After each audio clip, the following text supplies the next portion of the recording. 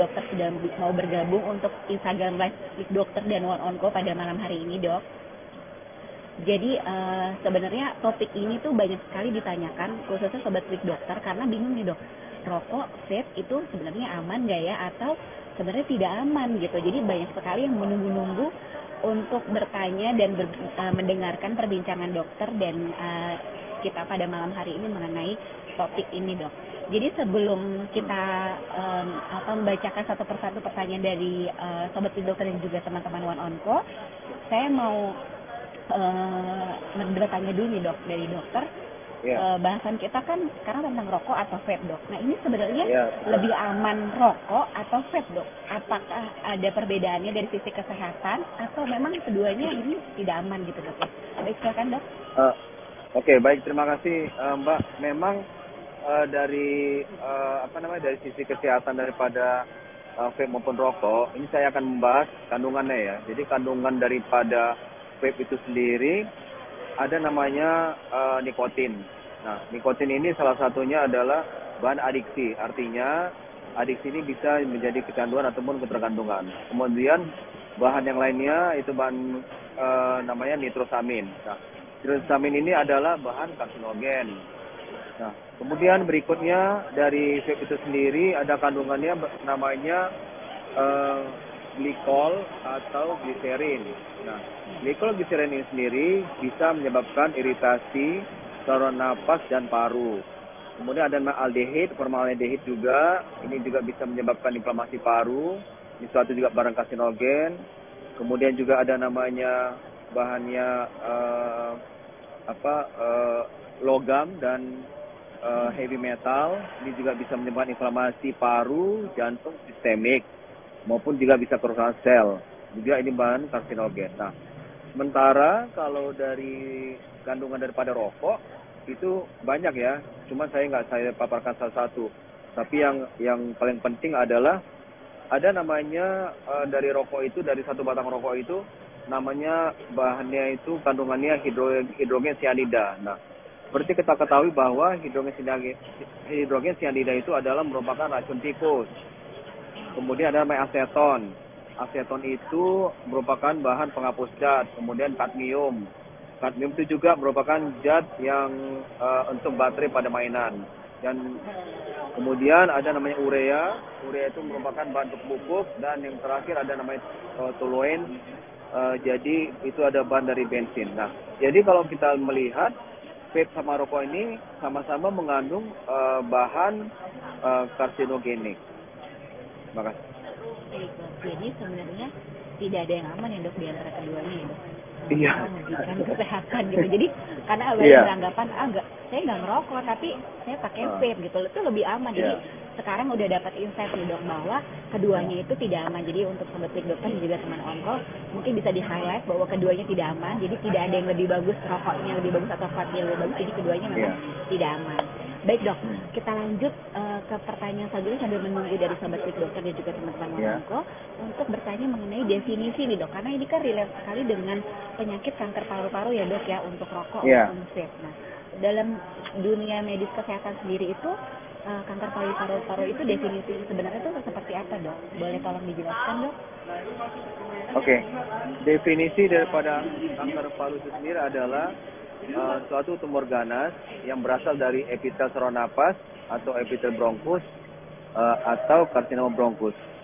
Jadi kanker paru itu sendiri dia suatu kondisi ketika sel atau jaringan dari lapisan saluran napas telah berubah menjadi sangat besar dan memperbanyak diri sehingga dapat menyebabkan daripada gangguan fungsi daripada paru. Jadi sebagian organ akibat dari pertukaran udara di dalam tubuh. Jadi ada perubahan sel ini, Mbak. Baik, Dok, kalau untuk gejala awalnya, Dok, bisa kita tahu tuh apa ya, Dok, yang biasanya umum pada penderita kanker paru-paru, Dok? Oke, baik. Memang kalau kanker paru ini macam-macam ya, Mbak ya. Terkadang saya punya pengalaman sendiri dari pasien, dia keluarnya hanya batuk aja. Ya, ternyata begitu dia datang ke saya melakukan foto toraks, kemudian curiga itu ada di fotonya ada suatu massa, dan saya lanjutkan ke CT scan toraks. Nah, dari CT scan toraks didapati adalah suatu massa tumor yang sangat besar. Nah, jadi tetapi kita perhatikan bahwa hati-hati pada seorang laki-laki usia tua ya. Biasanya kanker paru ini dia faktor risikonya adalah usia yang di atas 40 tahun. Satu, yang kedua adalah perokok berat. Artinya perokok berat itu 2 sampai 3 bungkus per hari. Oke, jadi ada faktor resiko yang memang mudah untuk terjangkit kanker paru-paru ya, Dok ya. Jadi kalau batuk saja, kalau itu tidak perlu waspada juga ya, Dok ya, untuk diperiksa lebih lanjut kalau memang tidak sembuh-sembuh ya, Dok ya. Baik. Tapi memang paling tersering Pak itu kalau kanker paru itu yang paling umum ya saya lihat adalah gejala batuk darah. Batuk darah itu paling sering terjadi. Jadi batuk darah ya, Dok, kalau sudah batuk-batuk kalau keluar darah kita perlu curiga dan waspada untuk segera konsultasi ke dokter ya, Dok. Itu batuk kayak alarm pertama ya, Dok ya. Batuk darah di usia lanjut ya, Dok? Yang lanjut ya. Oke, baik. Jadi sobat dokter dapat insight baru juga nih. Jadi kalau ada keluarga dari sobat dokter yang batuk darah terus usianya juga lanjut, perlu waspada juga. Jadi jangan didiem-diemin aja. Ke fasilitas kesehatan terdekat untuk diperiksa lebih lanjut karena lebih cepat lebih baik ya, Dok ya. Jadi deteksi dini lebih cepat lebih baik. Oke. Nah, Dok, ini kan tadi kalau untuk penderita kanker dan penderita rokok dan vape ini kan memang risiko juga terjangkit kanker paru-paru. Nah, untuk penderita tadi lainnya kan tadi dokter bilang ada faktor risikonya juga usia lanjut. Ada juga orang yang biasa-biasa aja ada faktor risiko lain nggak, Dok, selain dia usia lanjut maupun dia memang perokok maupun vape, Dok? Faktor risiko yang memang faktor risiko itu gitu, ya. Faktor risiko daripada kanker paru itu banyak sekali, Mbak ya. Salah satunya itu adalah kalau dia bekerja di suatu pabrik ya, itu terpapar bisa dari asbestos. Kemudian dari polusi udara. Polusi udara itu bisa yang indoor maupun outdoor. Kemudian dia ada penyakit riwayat penyakit paru sebelumnya. Contohnya kalau misalnya penyakit paru itu kebanyakan dia kalau ada riwayat penyakit TB paru atau TBC paru. Nah, kemudian yang berikutnya adalah itu namanya ada gas radon. Nah, ini sangat jarang sekali luar dari Indonesia ini sangat rutin untuk diperiksa karena bahan radon itu sendiri ada terdapat dalam rumah, dia di dalam tanah ya kan ataupun batu-batuan. Jadi ini sangat berbahaya sekali. Kemudian juga kalau dia yang paling terpenting adalah faktor genetik, artinya apabila di satu keluarga mempunyai riwayat kanker paru, jadi si pasien bisa kemungkinan juga kena kanker paru. Baik, Dok, ini mungkin yang sering ditanyakan juga, Dok, untuk faktor keluarga. Jadi kalau ada keluarga yang memang menderita kanker paru-paru itu kita perlu waspada juga ya, Dok ya, untuk screening lebih awal ya, Dok, kalau ada tanda-tanda yang memang batuk tidak kunjung sembuh gitu ya, Dok ya. Jadi perlu nih sobat dokter maupun teman onko untuk memahami lebih lanjut bahwa banyak faktor resiko yang memang berkaitan dengan kanker paru-paru selain orang tersebut memang tidak merokok atau tidak menggunakan vape. Baik, Dok, lanjut nih, karena kita sudah tahu gejala dan juga faktor resikonya, gimana nih, Dok, cara untuk mencegah kanker paru-paru agar tidak menjangkit kita gitu, Dok? Ada tips-tipsnya? Ada. Jadi itu tipsnya agar kita tidak mencegah tidak kena kanker paru adalah yang pasti yang pertama adalah Mbak, jangan merokok ya. Karena salah satu paling penting untuk mencegah kanker paru ini adalah tidak mulai merokok. Apabila memulai, berhentilah merokok. Nah, terus yang kedua, hindari second hand smoker. Jadi saat ini ada suatu penelitian bahwa selain dari perokok aktif yang bisa menyebabkan kanker paru, tetapi perokok pasif pun juga dapat menyebabkan kanker paru. Jadi dia ada suatu penelitian apabila seorang anak-anak yang terpapar dari keluarganya merokok, nanti setelah 25 tahun kemudian, setelah dewasa, dia akan kena kanker paru. Ataupun dia dalam keluarga, misalnya si suami merokok juga, itu sampai 2-3 kali lipat untuk terkena kanker paru. Nah, ini terakhir, ada lagi yang terbaru adalah third hand smoker.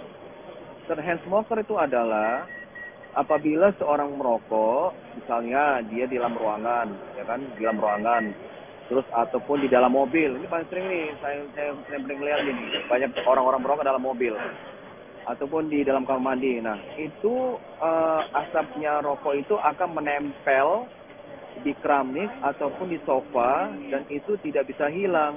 Nah, nanti orang dapat terpapar oleh zat nikotin tersebut. Nah, ini ada salah satu faktor risiko untuk terkena kanker paru. Itu aja, Mbak. Baik, jadi sebenarnya bukan perokok aktif saja ya dok ya. Jadi perokok pasif yang tadi second hand maupun third hand itu juga sama resikonya ya dok ya. Iya. Dia betul. terjangkit.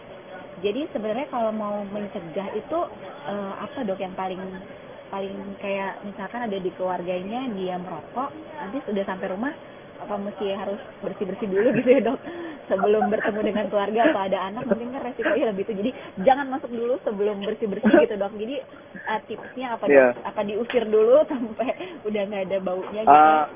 Kalau saya sih, kalau misalnya ada pasien gitu dalam keluarga, kalau ada yang perokok ya, saya anjurkan tolong ya Pak, kalau misalnya merokok di luar rumah, jangan di dalam rumah, karena kalau di dalam rumah dia itu asapnya itu akan menempel, ya kan, menempel di sofa, ya kan kasihan jadi anak-anak ataupun keluarga yang lain.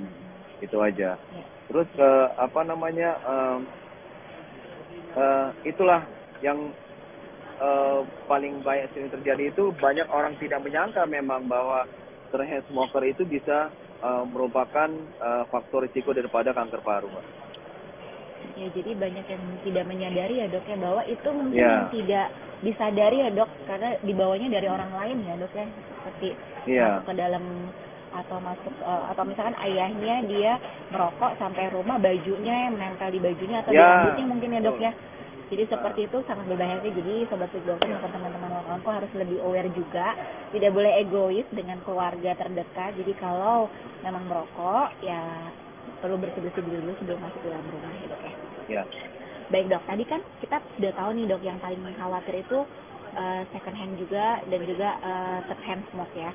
Nah dokter, ini kita ada pertanyaan juga nih selanjutnya dok. Kalau misalnya sudah terjangkit kanker paru-paru nih dok, gimana nih dok cara mengobatinya? Karena kan kita tahu kalau awam itu kalau udah kena kanker paru-paru udah divonis gitu, susah sembuhnya gitu dok. Jadi apakah ada harapan dok untuk penderita untuk bisa survive, apa bagaimana dok? Oke, baik Mbak. Jadi memang kanker paru itu sendiri saat ini ada pengobatan, itu ada namanya pengobatan dengan cara pembedahan. Kemudian ada dengan caranya radiasi ya. Nah, selanjutnya dia ada namanya terapi sistemik. Nah, terapi sistemik ini pertama dia kemoterapi, terus kemudian ada pengobatan yang terbaru, ada target terapi maupun imunoterapi. Jadi memang yang pernah pengalaman kami sebagai dokter paru bahwa rata-rata pasien-pasien itu berobat untuk parunya itu sendiri, apalagi khususnya kanker paru itu udah stadium lanjut. Jadi mereka itu tidak menyadari bahwa yang selama ini dengan ada riwayat merokok yang bertahun-tahun lamanya, kemudian dia datang, sebenarnya kadang-kadang mereka yang stadium lanjut ini tanpa mereka sadari sudah dijangkiti kanker paru ya. Kalau untuk kanker paru ya, itu memang prognosisnya sangat buruk. Artinya kalau menurut penelitian bahwa angka harapan hidup itu kalau misalnya dia melakukan terapi sistemik lah, kita contoh misalnya kemoterapi, itu sekitar 8 bulan. Ataupun kalau misalnya dia melakukan yang pengobat target terapi ataupun imunoterapi, itu angka harapan hidupnya itu 11,5 bulan, Mbak. Oke, baik. Jadi sebenarnya prognosisnya atau kemungkinan untuk sembuhnya sebenarnya dikit ya dok ya, sangat sekali untuk menderita kanker paru. Jadi memang sebaiknya itu mencegah ya dok ya, agar tidak terjadi kanker paru-paru. Jadi sobat Fit Dokter dan juga teman-teman ONI&Co, ayo mulai hidup sehat, mulai jauhi rokoknya, vape-nya. Karena susah nih kalau sudah terkena kanker paru-paru. Tadi kan seperti dokter Denny bilang, prognosis atau kemungkinan untuk sembuhnya itu sangat rendah gitu ya. Meskipun ada kemungkinan ya dok ya, ada kemungkinan juga untuk bisa dia sembuh dalam jangka waktu dengan harapan hidup yang agak lebih panjang gitu dari yang sudah ditentukan.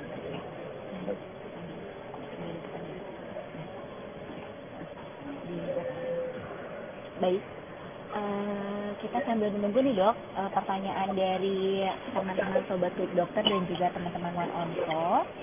Iya. Baik, pertanyaan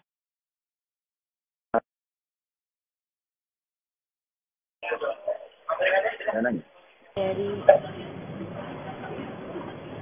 pertanyaannya dari KFN Herdian menanyakan, dok, apakah vape menjadi cara untuk berhenti rokok konvensional sebelum benar-benar total berhenti merokok?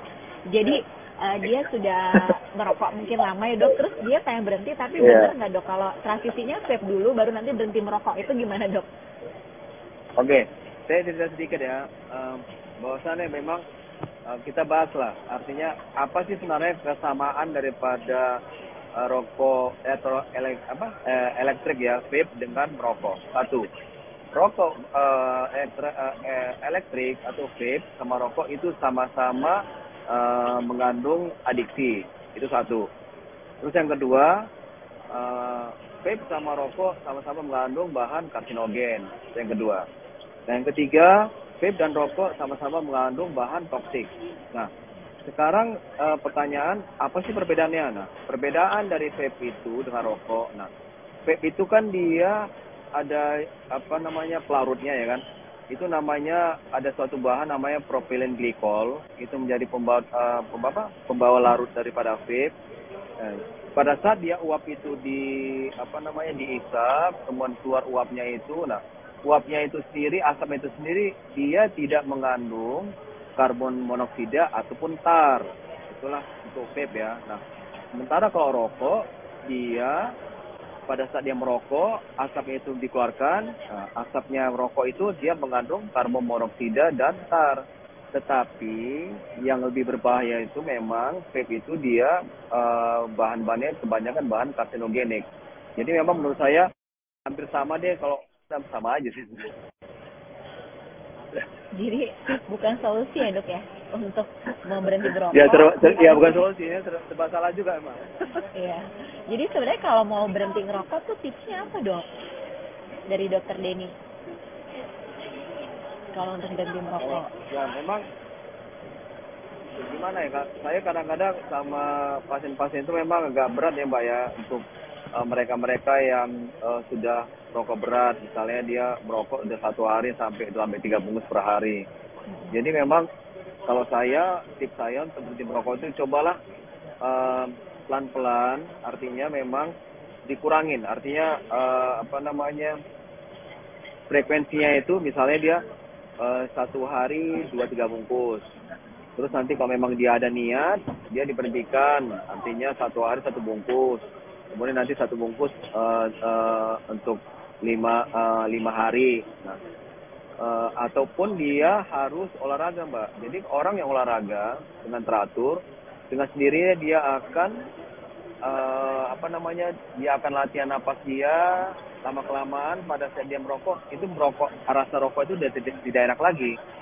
Jadi memang olahraga itu sangat baik ya, olahraga teratur ya. Apalagi kalau konsisten ya olahraganya ya, dalam 1 minggu itu 5 kali olahraga. Jadi itulah, ataupun memang ada juga, atau makan ada saya pernah baca itu makan permen karet untuk mengganti rokok, itu bisa juga. Ya cuman kita kadang-kadang, saya sebagai dokter susah juga, tapi itu sangat sulit ya bagi pasien kalau saya terapkan seperti itu Mbak. Iya, jadi agak-agak sulit ya dok untuk merubah pola hidup untuk langsung ya dok, mungkin bertahap. Ya pola hidup. Jadi semangatnya nih ya sobat dokter, bahwa tadi kan sudah tahu insight dari dokter Denny bahwa kalau sudah terkena kanker paru-paru itu penyembuhannya susah, jadi lebih baik mencegah sejak dini. Jadi pola hidupnya mulai diperbaiki lagi, rajin olahraga kata dokter Denny, konsisten. Dan juga kalau misalnya mau coba ada rokok untuk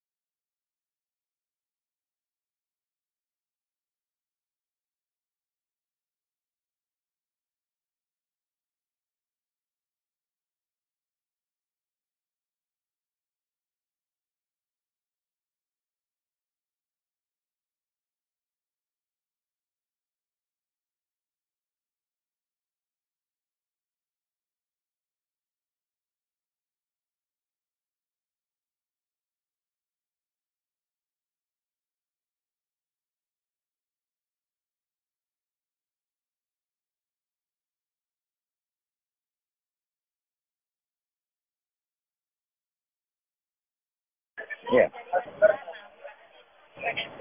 Dokter, maaf sekali sinyalnya terputus kembali. Iya, dokter. sinyalnya, ya. Mohon maaf Iya. sekali. Baik dokter, tadi pertanyaannya saya ulang kembali ya dok ya. Iya. Suara saya sudah terdengar jelas dok? Maaf. Iya. Udah, Mbak. Udah, baik. Oke, pertanyaan selanjutnya dari Khalifa_Firdani menanyakan, dok, benarkah merokok dapat menyebabkan GERD atau asam lambung meningkat, dok? Dan jika hanya menghirup asap rokok atau second smoker ini juga apakah berbahaya untuk penderita GERD? Silakan, dok. Oke, baik.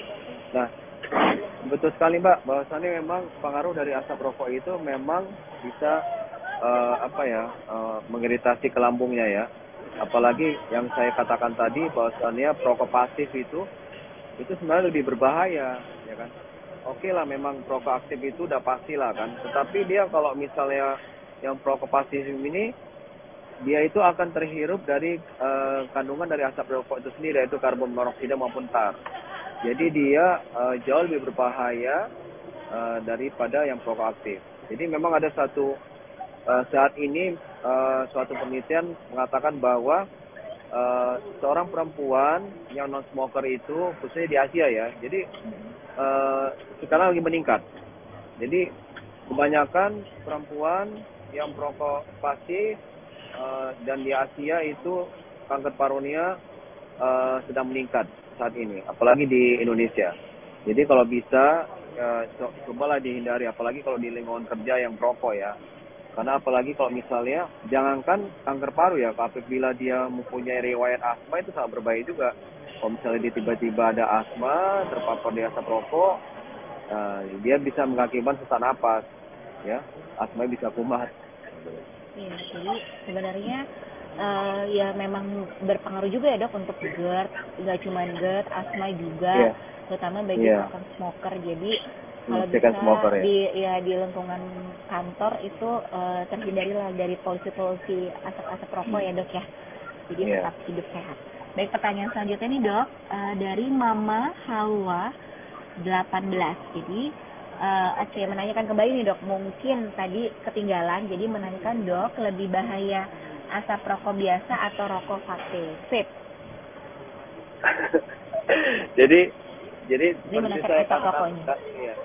saya katakan tadi bahwa kalau vape itu uapnya itu dia kan tidak mengandung karbon monoksida ataupun tar, tetapi dia lebih berbahaya, bahan karsinogeniknya ketimbang dari rokok konvensional seperti. Nah, sementara kalau rokok itu sendiri pada saat dia asapnya itu dikeluarkan, nah asap itu sendiri mengandung karbon monoksida maupun tar. Ini sangat berbahaya bagi perokok yang pasif. Nah, itulah dia perbedaannya. Baik, semoga menjawab ya dari Mama Hawa 18. Jadi itu perbedaan dari asap rokok vape gitu, memang lebih berbahaya. Baik, pertanyaan selanjutnya dok dari Khalifa Firdani, ini antusias sekali dok untuk bertanya. Mungkin baik sekali pertanyaan. Ya kan, dok, benarkah dokter Deni, benarkah perempuan yang mengkonsumsi vape dapat menyebabkan kerusakan pada sel telurnya, atau misalnya dia keguguran? Mungkin dia menanyakan kalau lagi hamil merokok. Jadi ada dua pertanyaan dok. Jadi yang pertama, apakah vape pada wanita itu bisa menyebabkan kerusakan pada sel-sel telurnya, dan yang kedua, kalau dia hamil merokok vape itu gimana dok? Jadi ada dua pertanyaan. Ya, kayaknya pertanyaan gabung aja ya. Ya jelas sekali ya. Jadi kalau perempuan yang hamil itu ya tidak boleh merokok, karena kan itu kan akan menyebabkan artinya kelainan pada janin. Yang kita takutkan tadi, nanti ada kelainan pada janinnya pada saat kehamilan, ya kan? Karena kan kita ketahui sendiri bahwasannya rokok itu yang saya katakan tadi kan kandungan itu banyak sekali ya. Artinya bahan-bahan karsinogennya. Ya kalau misalnya yang tadi saya paparkan di awal tadi, kita cerita bahwasannya ada bahan itu untuk racun tikus, kemudian ada juga formalin. Nah ternyata tanpa kita sadari di batang batang rokok itu ada salah satu bahan formalin. Formalin itu kan untuk apa ya? Untuk mayat ya. Kemudian ada juga bahan yang mengandung untuk cat ya, atau juga ada bahan yang digunakan untuk baterai pada mainan. Nah, jadi dari bahan-bahan ini memang kalau misalnya dia orang yang hamil ya bisa dapat nanti kita takutnya nanti ada kelainan pada janin. Ya contohnya apa ya kayak apa namanya kayak itu ya sindrom apa ya namanya ya ada kelainan pada nanti pada saat dia melahirkan anaknya nanti Down syndrome. Nah, itu ya Kromosom itu yang ya, kita Dok, ya? takutkan ya. Kelainan kromosom ya, Dok, Lain ya? kromosom betul. Kelainan kromosom itu kita takutkan. Baik, Dok. Kalau untuk yang tidak hamil, Dok, apakah benar akan mempengaruhi dari sel telurnya, Dok? Jadi menjadi tidak subur gitu, Dok? Nah, kalau untuk apa namanya? Kalau untuk perempuan itu memang ada pengaruhnya ya. Untuk ada pengaruhnya untuk ke sel telur. Apalagi kalau apa ya? Kalau misalnya laki-laki ya. Kan saat ini memang dilarang sekali ya kalau orang yang merokok itu pada laki-laki bisa dapat menyebabkan impotensi.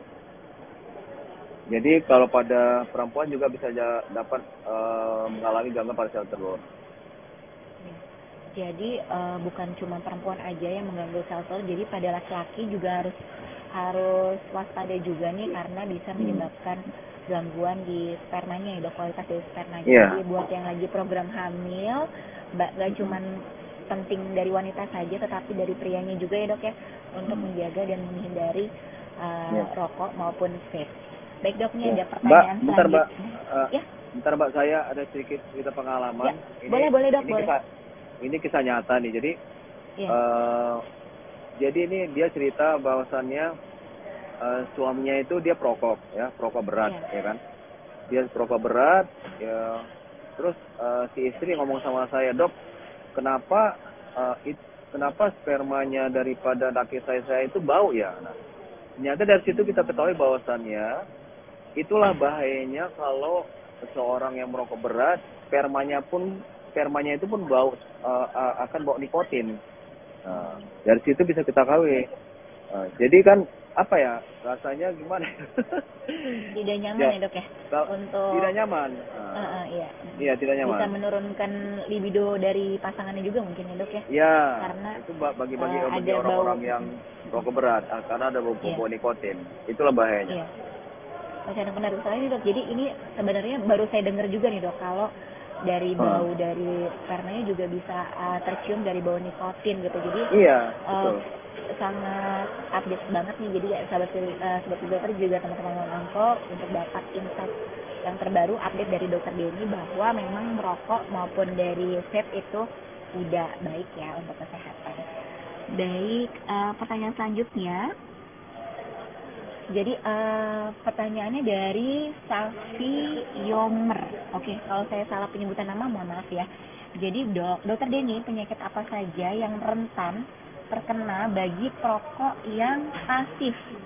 Jadi untuk perokok pasif, apakah ada beberapa penyakit-penyakit yang rentan terhadap orang yang perokok pasif? Tapi tadi kan Dokter Denny bilang ada asma ya, Dok, ya? Penyakit asma. Ada lagi nggak, Dok, selain itu yang rentan? Ada. Untuk yang paling rentan perokok pasif. Paling perokok pasif. Yang pasti asma. Ya. Terus yang kedua kanker paru lah jelas ya. Yang satu lagi ada PPOK. Nah, ini PPOK nih paling sering ini. Jadi PPOK itu kalau misalnya orang yang perokok pasif itu dia misalnya bertahun-tahun dia menghirup asap, jadi dia akan mengalami perubahan daripada saluran pernapasannya.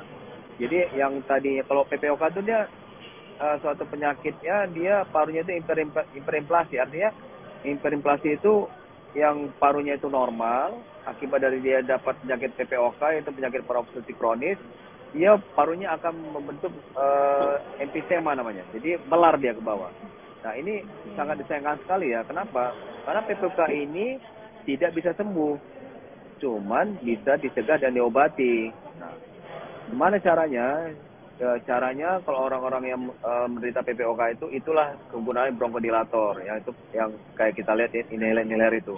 Cuma yang cukup disayangkan kalau orang-orang yang kena PPOK itu pemakaian bronchodilator itu Mbak harus umur hidup. Itu yang gak enaknya. Oke, jadi tergantung ya Juga dok kan, ya. Jadi sudah iya. tergantung ya dok ya.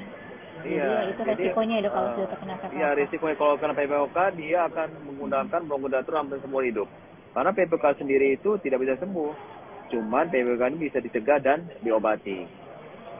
Baik dok, jadi sangat bahaya sekali ya dok ya untuk pertama perokok aktif ini juga sangat berbahaya dengan perokok aktif untuk resiko-resiko penyakit yang akan dideritanya ya dok ya.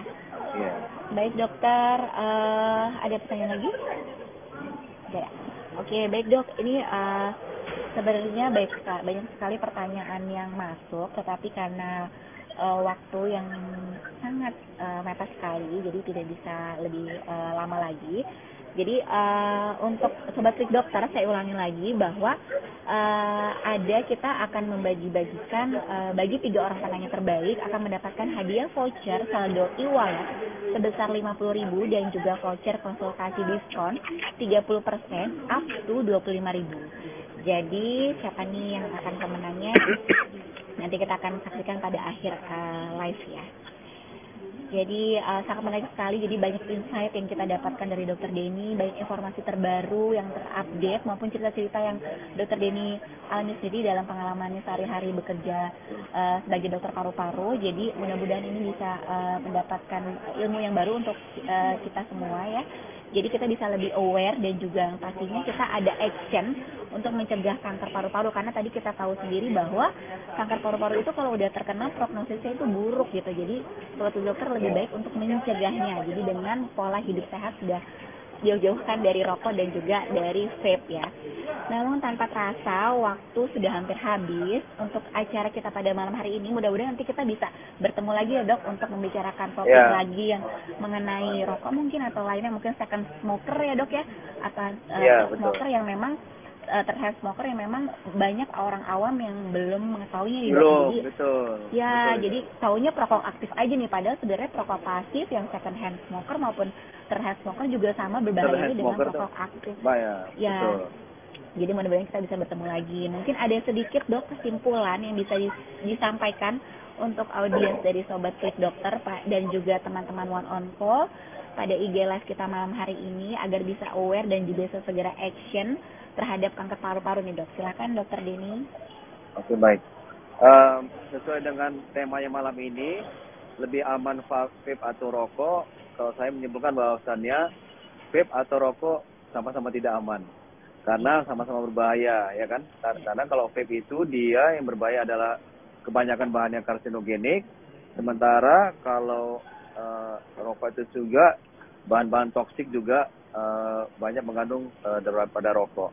Nah, ini ada saya sedikit masukkan bahwasannya kalau misalnya pengen artinya ini ada seorang perokok berat nih. Gimana sih caranya? Ada nggak pemeriksaan untuk melihat kadar nikotin dalam tubuh? Ada. Itu namanya kadar kotinin. Ada namanya kadar kotinin. Kotinin.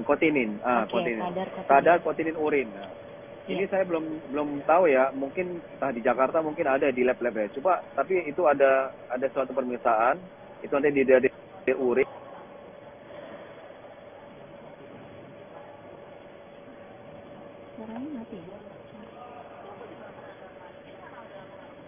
Oke dok.